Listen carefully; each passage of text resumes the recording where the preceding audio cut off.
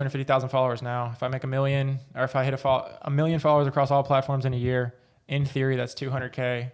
And then in theory, if I am making 200K in a year, that's more than enough for me to be free. More than enough. Cut that in half, you're still free. Based off your 75K. I could live off 75K and be happy right now.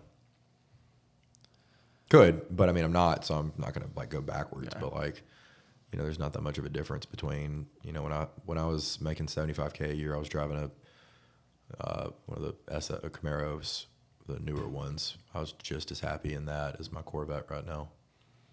Pretty much. I can believe it. I mean, it's a nicer car, but I deserve that Camaro. I deserve this Corvette. It's the same value in my head. I'm going to be happy regardless.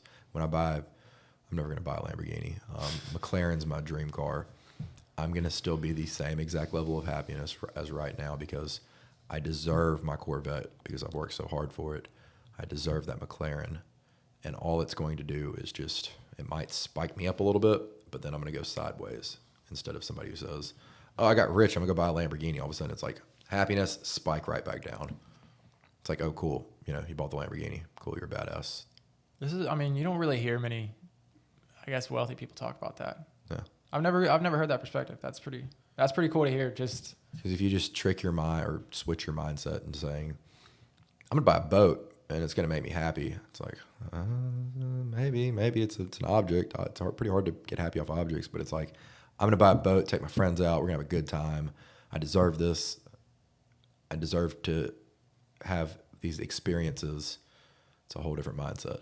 Yeah, that's awesome because that's it's such a common misconception. Like, say you open up TikTok right now, I guarantee you'll scroll through a video of like little kids commenting on a video about somebody hopping in a Lamborghini and then like flexing and all this. It's just like he could be a miserable yeah, person. You never know. So it's interesting to hear your take on I've that. been very, very rich and I've been very, very poor.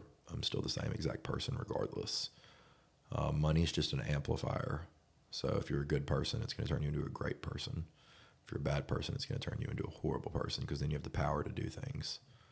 So marinate on that one.